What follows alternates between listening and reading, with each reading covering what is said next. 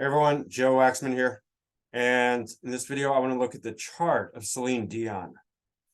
All right, guys, don't forget to hit the like button, please, and subscribe if you haven't already. Now, the reason I want to do Celine Dion's chart is because she was recently diagnosed with stiff man's disease or stiff person's disease. And that makes her vastly more interesting because it adds another element to her chart. Now, I actually, for what it's worth, I can't stand listening to Celine Dion. I find her music detestable. I'm just being perfectly honest. It's like sappy, gooey, sentimental nonsense.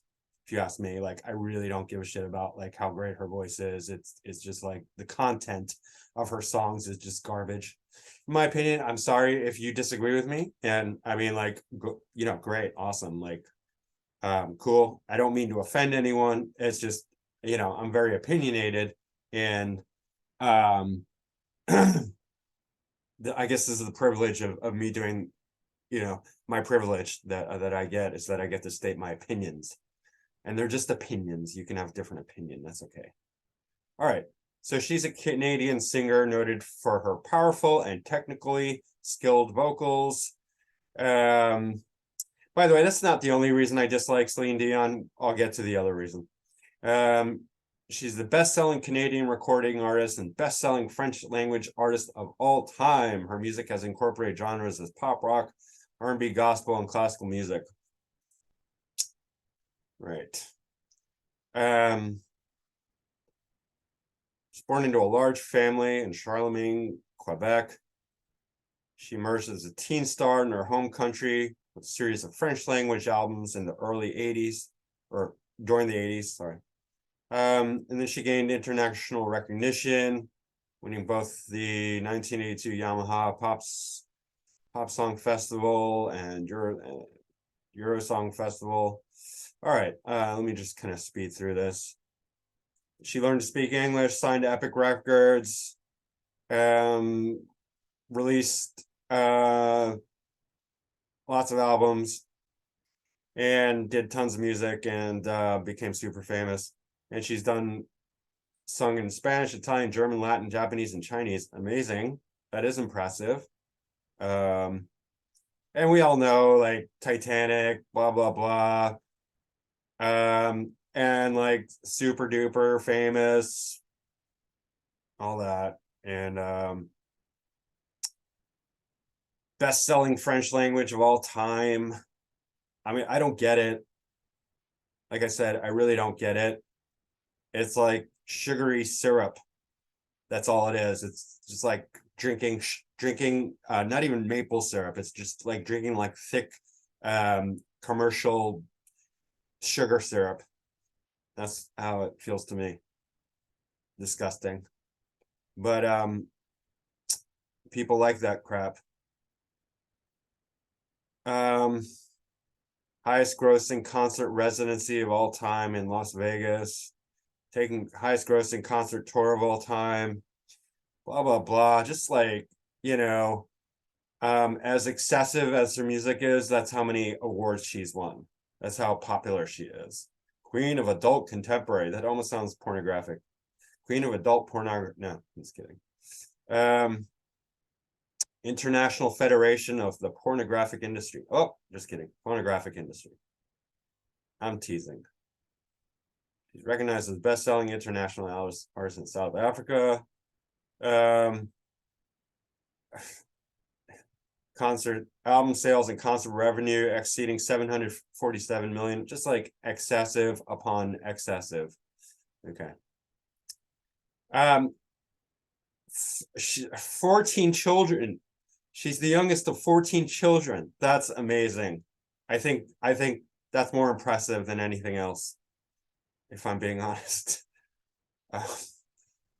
How does anyone have 14 children? I actually know another family who has 14 children, but it's pretty damn impressive. All right.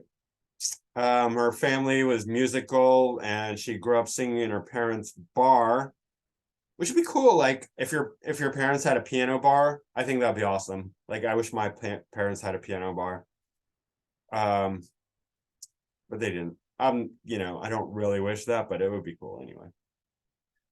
And she would sing there, and then like, you know, she wanted to be a singer, and then she sung a song and made somebody cry, and then they're like, let's make her famous. And then she fell in love with her manager, and they got married, and she, you know, just became like super duper star, recorded like a billion albums, made a billion, I don't know how many dollars, like millions and millions and millions.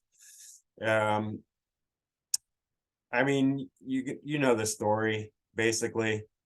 Titanic, sappy, soppy, you know, sentimental crap.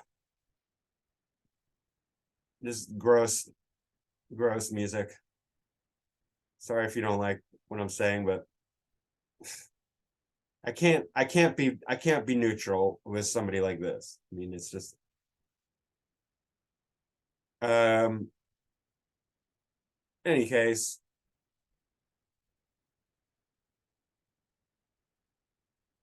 lots and lots of fame and success and stardom, and you know, just her husband died. So as her manager, and then her husband, and he died. And I'm not sure the age difference. It seems like he was a bit older, but he died. Um, Husband and brother's death from cancer. Okay. And she kept doing more music. She had a baby after. She had a lot of health problems too. She was very skinny. She was always very skinny, and like you see these pictures of her more recently where she looks like a vampire or something. And she was called a vampire when she was made fun of as a teen, called like a vampire, and they said she had like eating problems, and she said she never had eating problems. She was just like, you know, her, and we can see this in astrology. That's why I'm mentioning it. It's, I believe her actually, you know, because I'm going to point out some things that speak to that, and health problems as well.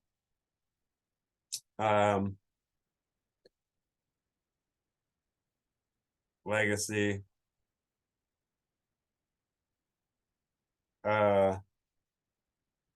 She's done some business adventures, including a very, very creepy children's line, which I'm gonna talk about or go over. I think she's influenced by the Hollywood Satanism, of the global elite. These are sick people, and a lot of people are heavily influenced by them in that environment. I mean, this is just going on and on and on and on. She has some business ventures, including a restaurant which she sold. And then Celine Dion, which is her satanic children's clothing line. Let's see what else. Yeah, problems getting pregnant, and then I think she did like in vitro fertilization, and she had a child. Eating disorder rumors, which she has consistently denied. I think that's just the way she's built, which I'll get to, and teeth problems also. I gotta show you this. This is commercial that. It's okay. I'm Celine Dion.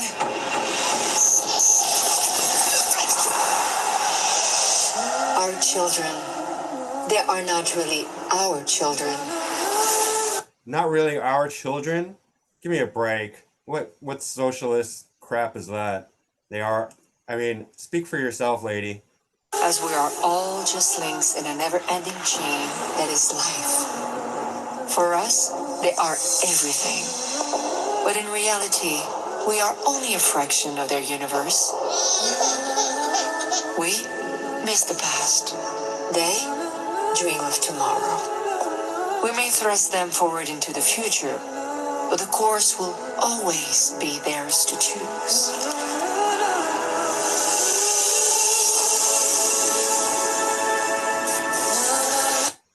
dark and twisted is this? Look at this, the black and white themes that she blows this magic black dust on them, and like she's transforming them into demons or something like that. I mean, look at this. And the black and white cross, well, guess what? I mean, that's pretty, it's like, it's plausible deniability, but basically the cross is a satanic thing, the upside down cross, the inverted cross, right? And it's kind of, it's also reminiscent of the Nazi swastika. And I know everyone, like, some people would be like, oh no, it's just artistic, blah, blah, blah, artistic, you know, shapes and whatnot. But that's the plausible deniability, right? And I'm not saying it is, but I'm saying it's this is not something that speaks to children, right? This whole motif. This is not a children. I wouldn't want my children, my son, going anywhere near this crap. Like, this is dark, it's twisted, the energy of it is heavy and not conducive to healthy children.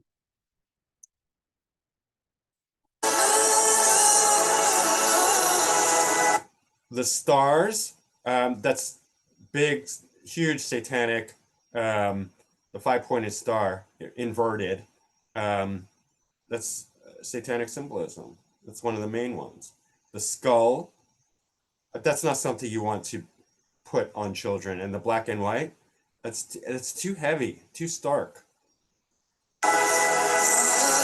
New Order. Oh, what does that make you think of? New World Order. This is not children's clothes. This is satanic clothes.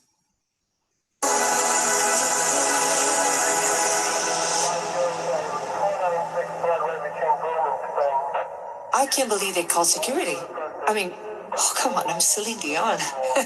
I'm not spending the night in jail. Holy shit.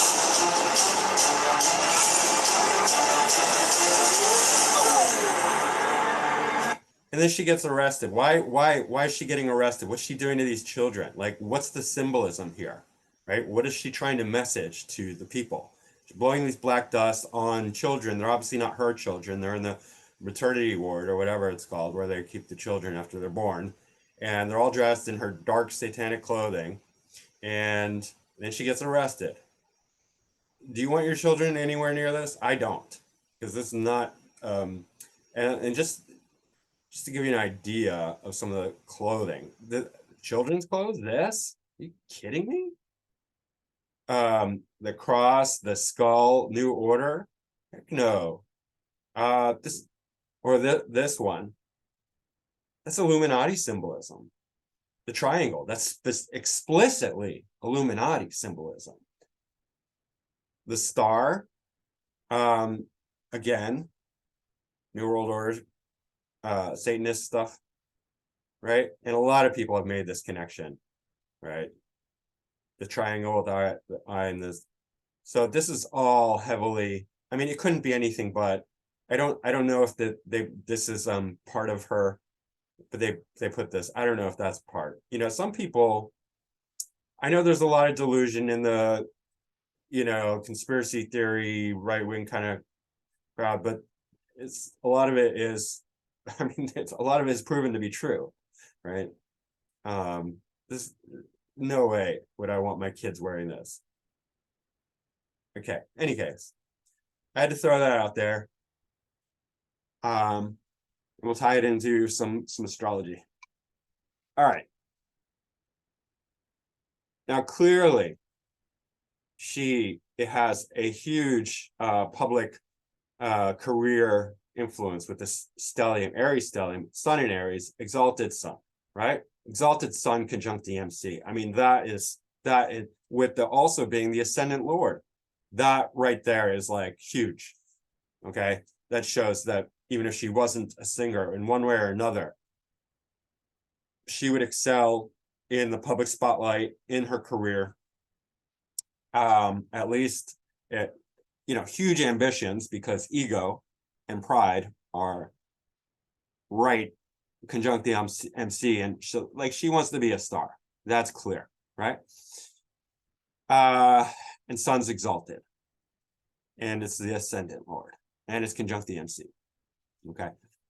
MC is in Aries, and it's in the 9th whole sign house, And this is actually, Sun is actually trine. So it's the ninth whole sign house. So religion and philosophy actually are a part of her career, of her whole foundational things. Because if the MC is not in the 10th whole sign house, but 9th or 11th, that plays a big role that has a huge influence in the person's life trajectory, right?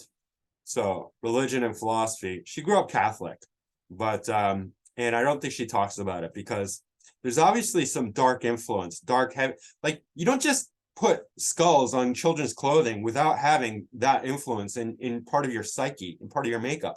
And where she's not, you know, like Marilyn Manson. She's not Ozzy Osbourne. She's not singing like this, like deep, dark, you know, heavy kind of metal, you know, goth, anything like that, right? She's singing this syrupy, sentimental pop music all about love and romance and, but then at the same time, there's all this darkness underneath that she's not expressing. Where's that coming from, right? It's like twisted, right? I mean, it's unsettling. It's like I feel played. I feel played by her. Like she's not being honest. She's not being upfront.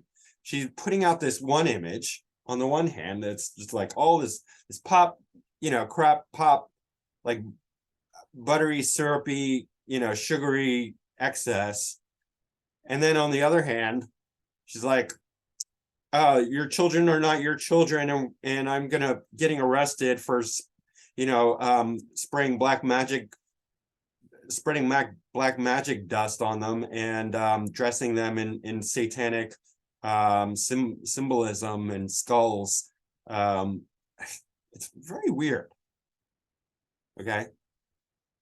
In any case, I'm a huge 10th house, right?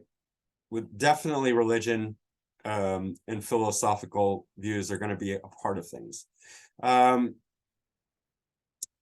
We've also got a Saturn here. Saturn, Sun and Saturn is a difficult combination. And this is why Sun being her ascendant lord conjunct Saturn, this is why I know that her frail, contracted look is you know, that's a lifelong problem. And she grew up with that. She was bullied as a child and called a vampire or something like that because of her teeth and her frail frame. But that's Saturn, and that's especially a debilitated Saturn in Aries, because Saturn rules the bones, it rules the structure, and Saturn in Aries is too concentrated, right? Saturn is exalted in Libra. Libra, ruled by Venus, is very feminine, and actually Libra, let's see, Libra is considered masculine, but it's still ruled by Venus, and so it has the softness of Venus. It has the femininity. It's the most, I would say, I don't know the most, but it's definitely has a feminine quality or a soft quality, balanced, right? Neutral. And because of that, Saturn excels in Libra. Aries is too hard and dry and fiery and contracted for Saturn, which is already, it's like if you study yin and yang, which I did, I grew up with yin and yang cosmology, or dialectic philosophy. It makes sense because Saturn is more yang. It's dry, it's hard, it's brittle, it's cold. And Aries is like taking a brittle kind of like metal or iron and applying a torch to it. It's gonna rust, it's gonna melt, it's gonna break, it's gonna become brittle. You're drying it out, right? You're taking something that's already young and making it more young, right? It's so her health is already, this combination is not good because Saturn, this is her ascendant lord, this is Saturn. Saturn also is ruling the 6th and 7th house. Actually, like, I just want to show you something. Now, I use porphyry, but I am aware that when you're looking at quadrant houses, that you can that different house systems will move the cusp. And one thing that I'm very against is thinking that my personal preference is the right way and applying it to astrology, which is ignorant in whatever field you're going to. It's just like, my personal preference is the right way. That's always stupid, and it shows a very low intelligence. Point being, if I use Placidus, then the sixth lord moves into Capricorn. And if I'm just like, well, just because I prefer Placidus, that's the right way, well, I'm missing out on a whole, or Porphyry, then I'm missing out on a whole, a whole perspective that can translate very well. Because in other words, in Placidus, now Capricorn and Saturn are Saturn's the sixth house lord, and Saturn being debilitated. That makes so much sense, right?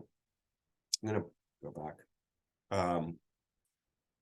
Point being is that the quadrant, except for the angles stay the same, but the in-between cusps, want to be flexible with them,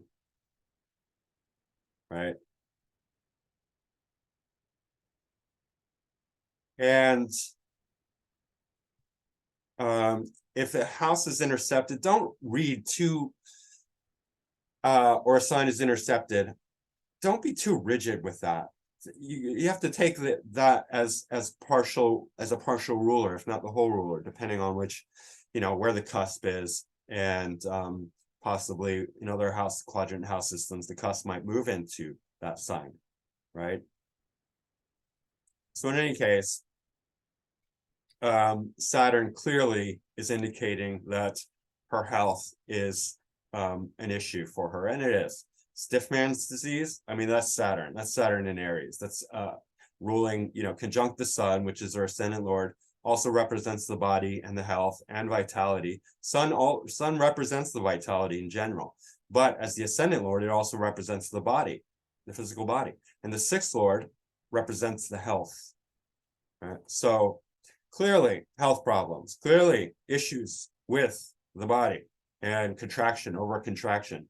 Saturn in Aries is overly contracted. Saturn in Aries is also tyrannical, right? And as soft and nice as she appears, she's kind of probably very tough to work for, because she's going to be pretty dictatorial. I mean, Saturn is an authority. Saturn's the boss, and Saturn in Aries can be a nasty boss, an overly strict boss, a boss that's just too focused, too because Libra wants to see all the sides, wants fairness and equality. Saturn in Aries is too self-centered, right? This is somebody who's just like, me, my way, like, you don't like it, fuck off, right? That's it. Like, we're doing it this way, and there's really no option for, any alternative. Especially with North Node here as well. I mean, North Node in Aries in the 10th house, I mean, that's so obsessed with career, and I've seen this before. I mean, you see this a lot of times actually with celebrities, North Node in the 10th house. It's quite common because they're just obsessed with the public spotlight, with their career success, and they don't stop. It's like every single day, like, how can I, become more, effective, more in the spotlight, more successful, more fame, more success, more all that, right? 10th house stuff, more career. They're very hardworking, but they're it's just like over the top obsessed. She's also got Moon in Aries. I mean, and Moon is ruling the 12th house. Well, 12th, not the cusp again, but actually with Placidus, as we saw, the cusp will move into the 12th house. So definitely we can see that it's the 12th whole sign house, and it's carrying a lot of 12th house energy.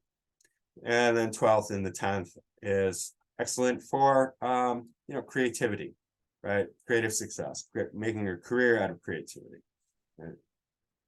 Because the 12th house is creative, imaginative, mystical, foreign lands, right? And she did a lot of work with foreign languages. So that's bringing in that foreign element as well as the creative element. And, Aries is all about the individual success. And she's not successful as part of a band. It's not the Beatles. It's not the Rolling Stones. It's Celine Dion, her and her alone, right? And that's Aries. And that's 10th house. Right? And then Mars, even though it's in Taurus, it's still in the 10th quadrant, and it's in the 10th whole sign house. These are all in the 9th whole sign house. So, definitely career oriented and success and fame. But like I said, again, that religion, that philosophy, that's going to be important to her, right? But Mars here, Mars is clearly in the 10th house. And Mars in the 10th house, again, excellent place for Mars, because Mars really works hard for all that career success and achievement and all that public spotlight. And they can be very outspoken, very aggressive publicly. I have my Mars conjunct the MC.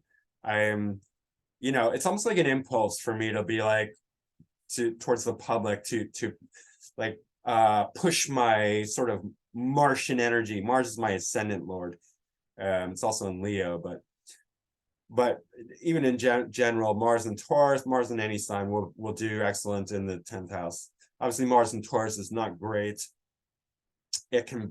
Mars and Taurus will go, because Mars rules Scorpio, so it's in detriment here. So Mars and Taurus will either suppress their own aggression because they don't want to be confrontational, or if they are, they're just like bullies, right? Just like, when they get angry, it's just like they are fighters. A lot of fighters have Mars and Taurus. It's that one or the other. And that's what happens a lot of times when planets are not in good dignity. They can go one way or the other, either too forceful or totally like passive and invisible, right? Like Mars in Cancer, like who's it? Sid Vicious, totally violent. Like he expressed that the other side, right? Violent, right? Really violent. Or like Muhammad Ali or Alex Jones, Mars and Taurus, fighters, right? So she's a fighter. Yeah, don't be fooled by her. She's not this, I mean, she comes off as, this, like her music is, but there's something going on. There's a lot going on underneath there. She's really tough, really career oriented, and just kind of take no shit, take no nonsense, just fight, and don't get in her way, right? Her Mars is square the ascendant, and that's very strong again for like the hardworking, like force, physicality. That it's not a smooth Mars. I mean, she's a real bully, right? A real bully, and really very, very much about her own success. So don't be fooled. Do not be fooled. Now let's look at her voice. Jupiter in the 2nd house. I mean, so many singers have this, like so many. It's in the 1st whole sign house, but clearly 2nd cusp. And I mean, you have to look, when you're looking at astrology, you also want to compare it to the person's life, right? And we know that she's a singer, a powerful singer, right? I'm not going to deny her voice just because I don't like the content of her music. Powerful voice, big voice, huge voice. She's like the queen of the power ballad, they say, like, right? So like Jupiter in Leo. Leo is very expansive and very creative and very talented. Jupiter's okay in Leo. It's not like great, but it's still Jupiter, and it's still Leo. And Leo is exalted, right, in the 10th house, or basically conjunct the 10th cusp. In the 9th, I mean, if you want to get technical, 9th whole sign house, 9th quadrant. So there is that, but it's influencing the MC. So it still has a very strong 10th house influence. So that's why, like, when you look at her, you know, clothing line and commercial, you know, there's a religious influence there, like coming from tying it to astrology.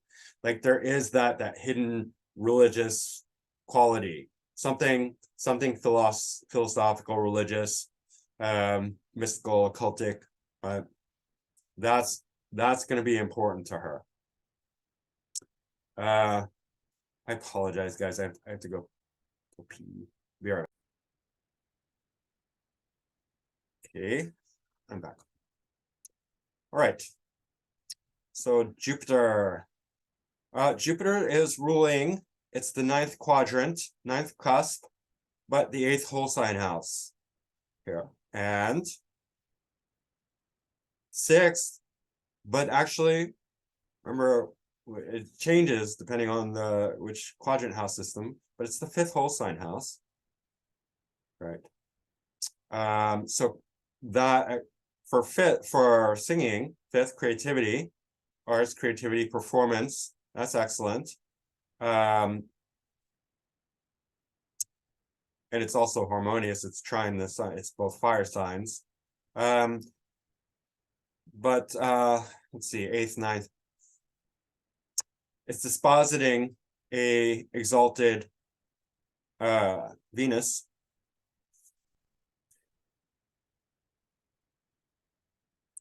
But yeah. So I don't know if she's singing religious songs. Maybe she sings religious songs. But in any case, definitely the 5th house. I can see that. Maybe some of her songs are religious. She's gonna bring in some qualities, and maybe, you know, at least we can say that this here is very musical. Venus conjunct Mercury in Pisces. Definitely there are other musicians who have this exact conjunction. And when you have, I think Bach has it in the 12th house, to be honest. But Pisces, right?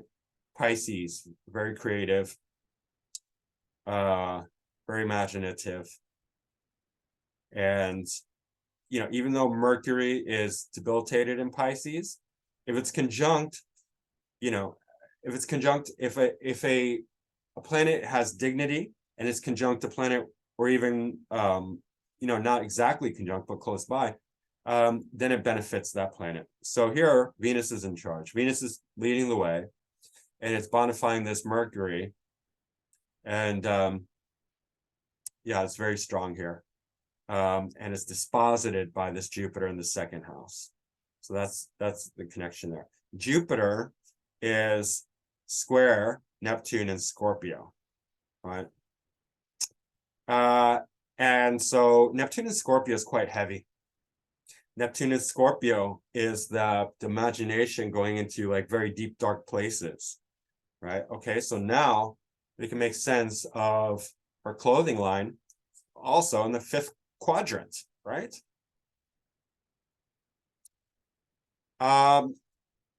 You know, even though this is the 5th whole sign house, Jupiter, okay, so there's multiple influences. If we take Jupiter to be a 5th whole sign house, it's still square Neptune and Scorpio.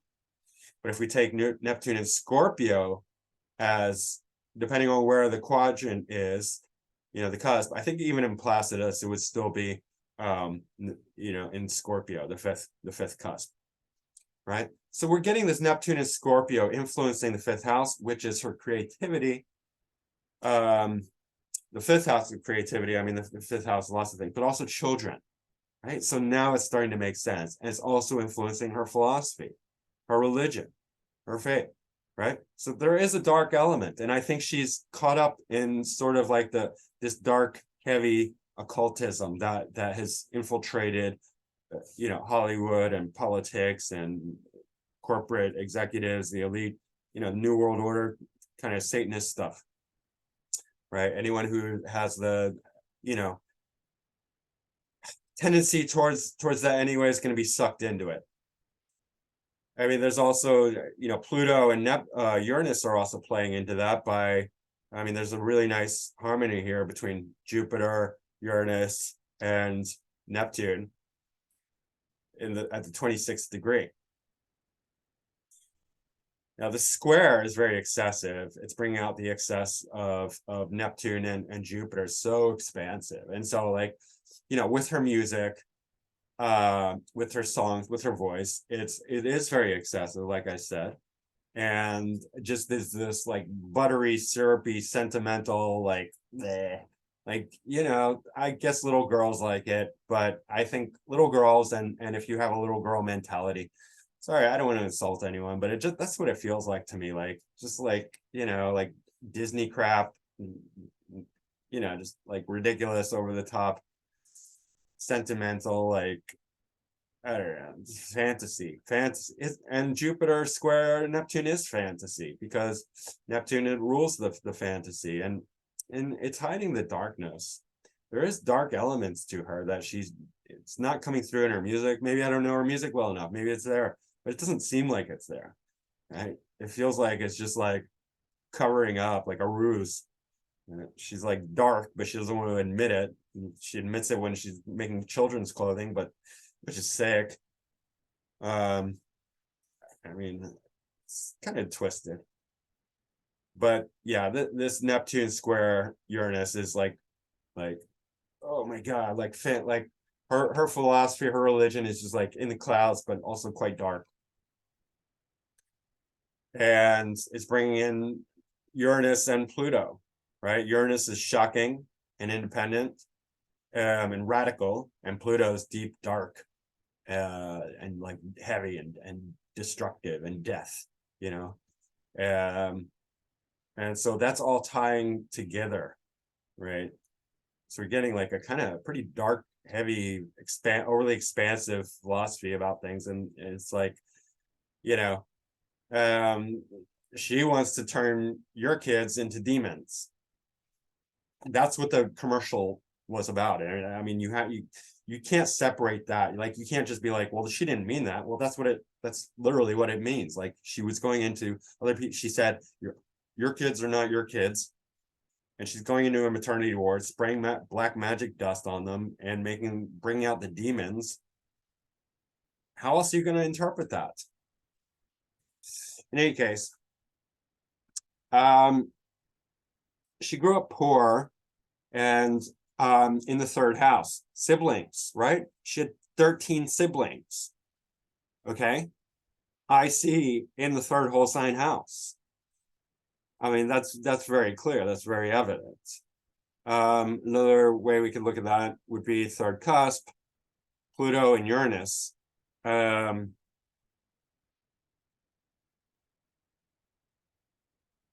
Yeah. Let's see, Mercury is conjunct Venus, exalted Venus, opposite Pluto. So I wouldn't automatically read like an excess of children from this. Definitely something, potentially Mercury and Pluto Uranus and Pluto together are it's like very intense power, but also like trauma and accidents, because Uranus is sudden events and Pluto is death or abuse. It depends how they're aspected. Obviously, the aspects with Jupiter and Neptune are not bad.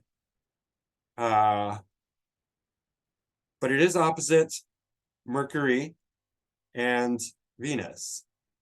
So there's some issues here for sure. And she did have a difficult childhood, both poverty. It was a mixed childhood. It was poverty, lots of siblings, but school was very difficult for her, and she got made fun of a lot. So that's bringing in the Pluto element, this sort of abuse, and probably some trauma, relating to her body and image. Venus for a woman is femininity, right? And Mercury here. So that it's kind of, forgive me guys, this is a difficult chart to read because it's like combining multiple influences together. Whenever the ICMC are like in the 3rd, 9th, or 11th and 5th, it's gonna create overlaps, and you're gonna have to, squint and combine different things, and you're gonna get multiple influences, good and bad, together. It's never gonna be clear as it is when it's like, perfectly square the ascendant, descendant, in the beginning of the house, right? That's the easiest. If the IC were right here in the beginning of Scorpio, her life would be much more, cut and dry, chopped, like easy to read. But it's difficult. So good and bad, definitely. Because if we just look at the IC and say Libra, well, Venus is exalted. Oh, she had a great childhood. But it's also conjuncted debilitated Mercury opposite Pluto and Uranus in the 3rd house cusp. Right. So her siblings, her neighborhood, or her casual friends could have been abusive.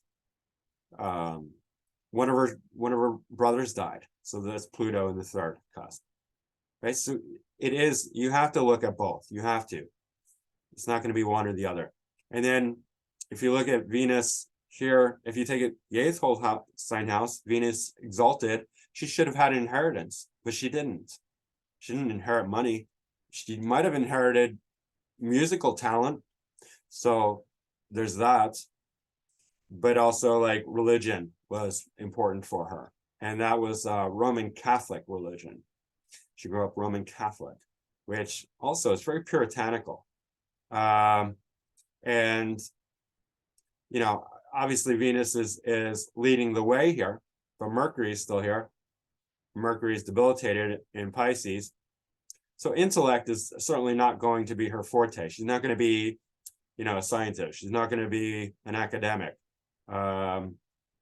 Venus and Mercury, when especially in Pisces, or where Venus is more dignified, that's artistic musical talent. 9th whole sign house means that she can study music. She can go high level music, graduate level music, right? Graduate level creativity and arts. There is an inconjunct to South Node, exactly, with these, which shows that although there's a connection when she's young, it's going to be a difficult connection. But South Node is ruled by Venus too. So, and this will be 6th house. So like she's gonna have to work hard. 6 from the 3rd or 4th, however, 6 from the IC. So 6th house is hard work, competition, mundane, daily grind. So she's gonna have to work hard at it when she's young, but doesn't deny it either, because it is ruled by Venus. And Venus is in good dignity. It's in Pisces, it's exalted. Venus is also ruling the 11th house cusp, but 10th whole sign house. So career success, right? You have to look at that too, because Mars is ruling the MC. Mars is not in good dignity. It's in accidental dignity, right? But if we're just looking at, Mars here, look with the packed 10th house, the MC, then there's so much upward 10th house influence. Say, despite Mars being in poor dignity, she's still having tremendous success, but as well, take into account Taurus, 10th whole sign house, Venus exalted in the 8th whole sign house, 9th cusp. So again, religion, philosophy, Pisces, mysticism, spirituality. So I think she has this hidden quality of spiritual, mystical, and dark dark philosophy, dark beliefs, cultic. Eighth whole sign house, occultic, right? There's nothing wrong with the eighth house. It depends all of it depends on how we express it, how we choose to use it, right? Because I have Sun and Venus in the eighth house, but I'm certainly not for the dark expression of that, right? But it allows me to do astrology and it allows me to understand that side of things very well. North Node also is semi-sextile to Venus and Mercury, Venus exalted. So as she, matures into her North Node, which she's already well into, there's still a strong connection to this Venus, Mercury, right? So she has multiple indicators of success. Pack 10th house. Exalted Venus conjunct Mercury in the ninth quadrant, eighth whole sign house, ninth quadrant, ninth cusp, right? By 2 degrees, Venus ruling the 10th whole sign house, Venus ruling the IC, and third whole sign house, right? So her expression, if we're looking at third house, expression, her ability to use her voice. Or if we're taking Pluto and Uranus, also. Pluto represents power and control. Uranus represents like explosive, unique, dynamic quality, right? Virgo is very perfectionist oriented, perfectionism. And we're bringing in, again, this duo because of the opposition in Pisces, especially to Pluto. So it's very interesting, no doubt. Very dynamic, very unique, very powerful. Pluto's power ballads. Technically skilled Virgo. Powerfully and uniquely technically skilled. Yeah. Her husband is also Saturn because Saturn's the 7th lord. Saturn could be considered 6th, 7th, and 8th lord. 8th lord would indicate if an 8th house is about longevity. 6th is about overall health. 8th is about the longevity of the life because it rules life and death. So if 8th lord is debilitated, conjunct the ascendant lord and the sun, which is vitality anyway, that can show somebody's may not live a long life. Now, how does North Node influence that? Plus Saturn is angular, so it's still mixed. But I suspect, and she's already let's see, how old is she? She's not old, right? So let's see, my math is good enough. 80, 90, 2000. So she's like 50 something. 54? Does that sound about right? All right, anyway. Now she has a major disease, stiff man's disease. And I don't know about the longevity of that. I don't know how long she's supposed to live with that. But I suspect that it's going to shorten her longevity. Saturn being the 6th and 8th lord, debilitated, conjunct the sun. I'm not sure North Node will extend it or not. I don't know. That's an interesting thing. And I don't want to predict an early death for her. But I know that it's not healthy to have a debilitated 6th or 8th lord, Saturn, conjunct the sun. But sun is exalted. That's a mixed bag. North Node conjunct the moon shows obsessive emotion, like obsessed with the need to satisfy their emotions. Now, obviously, this is 10th quadrant, so her emotional needs are fulfilled by being successful, by being in the public spotlight, by, doing concerts, selling albums, being adored by millions of fans worldwide, right? Yeah. I forgot to mention her moon is trine Jupiter by 3 degrees, but that's still a good trine. Moon and Jupiter are, great friends. They love each other. And this gives her a lot of likability, lovability. Her fans will love her because Jupiter is expanding the emotionality of the moon, right? The moon is what moves us. So, if you're talking about arts, the moon is extremely important. I mean, so is Venus, so is the sun for any, like, being seen, being heard, right? Like somebody like Michelangelo, his sun is not that important because he's not on the spotlight. He's not front and center. He's not taking the stage. What's important is his artwork. But for Celine Dion, she's on stage. She's performing. It's her sun is incredibly important, but so is her moon, right? So she already has the exalted sun. So when she's out in the spotlight, her, Celine Dion, as a person, with the spotlight on her, with the camera on her, that the sun needs to be very prominent, very strong. But if you're an artist and it's your work, your performance, you don't need a strong sun.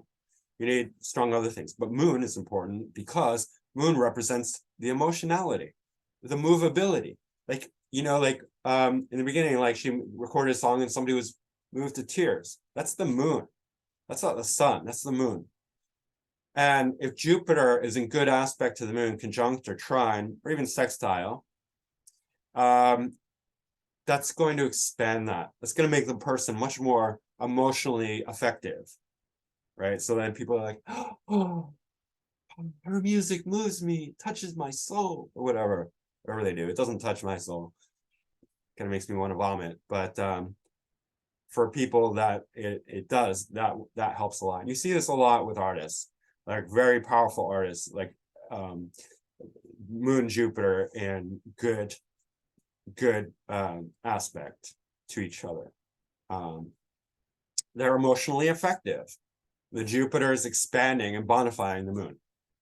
So her voice and her moon, like she's able to sing, Jupiter in the second house, her heart out. She's going to express her heart through her voice. That's what that means. And her moon being in the 10th house is very public, right? The moon's out in the public eye. Yes. What else?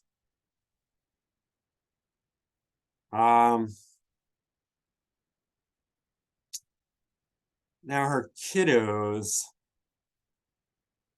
Now we can look at Mars. Neptune in Scorpio, square Jupiter. And I think they both have to do with the 5th house, right? Because here we have the 5th cusp, Neptune in Scorpio, and then Jupiter is ruling the 5th whole sign house. So if we look at that square, that is difficult, right? So children, difficult. Work hard. She has to work hard for children, and she did. She was unable to conceive, and then I think finally she conceived through in vitro fertilization. So it's not negating it, but the square makes it difficult for sure, right? Mars, if we look at the Mars as the 5th house, whole sign, 5th cusp, ruler of the 5th. Mars is in Taurus. Mars is in detriment. So again, we're having 2 indications that children will be difficult for her. The show. Neptune in Scorpio is, let's see, trine Chiron. That's okay. But it's sesquisquare the sun. Difficult aspects to Neptune do make one delusional, and can create problems with Neptunian type problems. meaning drugs and alcohol. I don't know. I haven't heard or read anything that indicates she has issues with that, but certainly delusion, fantasy, could be people taking advantage, lying, deceiving, right? So issues around that potentially. It's not super strong, but it's there. And also with Jupiter to the sun, and the sun is her vitality again. So her vitality is potentially weakened by Saturn, by Neptune, by Jupiter. Jupiter's not so bad because Jupiter, even in bad aspects, is okay, but more by Neptune, something invisible, something hidden disease, right? Potentially.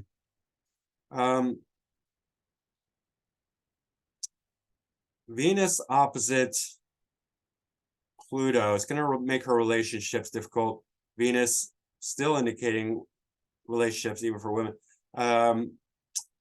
Obviously we looked at Saturn, but also Venus opposite Pluto. Pluto's death. Pluto's abuse. Pluto is obsession, obsessiveness. So her relationships, although good, have a dark element to them, dark, heavy, plutonic element, and sudden, even traumatic quality, sudden death. Powerful, though, the outer planets are good and bad. They are malefic. All malefics have dual qualities. They can be very harmful, but very powerful as well, in a good way, potentially, depending on their dignity, their aspects, their sign placement, and all that. Right. Obviously. So it's not all bad, but definitely brings some difficult hardship in relationship.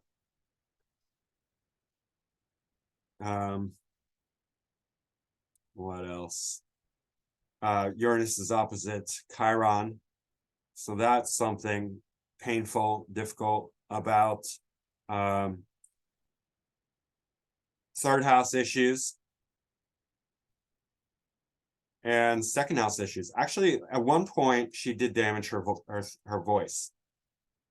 So it's still being the second whole sign house, it's still influencing her voice, right? And so Pluto and Uranus opposite Chiron can damage her voice. So I would say that her voice is vulnerable. But at third house, also her expression and siblings could be issues there. And we saw that one of her siblings died. Maybe that was very painful for her.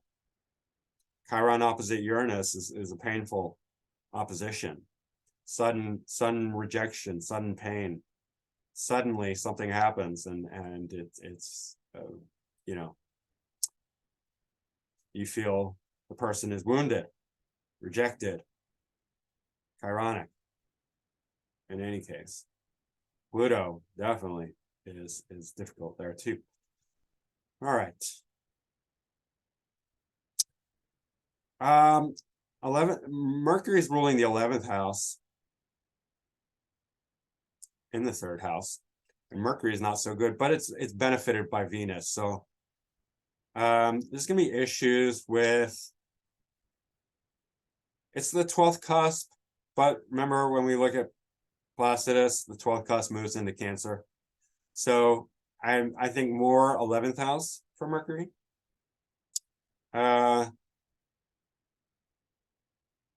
So groups, networks, and she's gonna have an issue with. She might have falling out with some of her friends, or friends circles might be difficult, but benefited by the Venus again, as well as siblings, expression, all that. So, in any case, that's Celine Dion. Oh, wait a minute. I did not even. Hold on.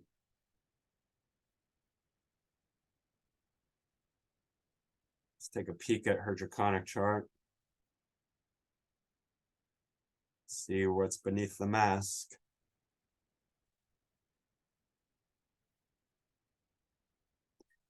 seems kind of similar. Jupiter and Leo in the first house, very clearly. That's quite good. Jupiter's very excellent in the first house. Shows somebody who's, iconic as a Jupiterian, as somebody who's like a bigger than life figure, could be a teacher, but just naturally very powerful. Jupiter brings success. So if it's in the person's first house, that they're going to be something, some way, either a teacher or just an icon in general, just somebody who's very, big, successful type energy. Pluto and Uranus move into the second house. So again, her voice, powerful, dynamic, unique. Neptune's still in Scorpio here in the fourth house. So childhood. Let's see here. Huge Pisces stellium. Venus still in Pisces. Mercury moves into Aquarius. But Pisces, creativity, fantasy, illusion, delusion, creativity, like I said, MC in Pisces. So like the arts, Venus and Pisces, music. Venus and Pisces, not necessarily music, but Venus conjunct Mercury often is. Let's see what else. Sun conjunct Moon in Aries. That's fascinating.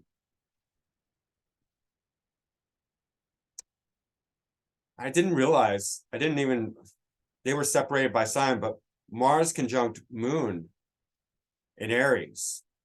Mars conjunct Moon for a woman. It can show abuse because Mars often represents men. Moon is women, feminine, mother. So Mars conjunct Moon can attract abusers. So I wonder, here they're out of sign, but still. And Mars is in port dignity. And Mars is ruling the fifth house cusp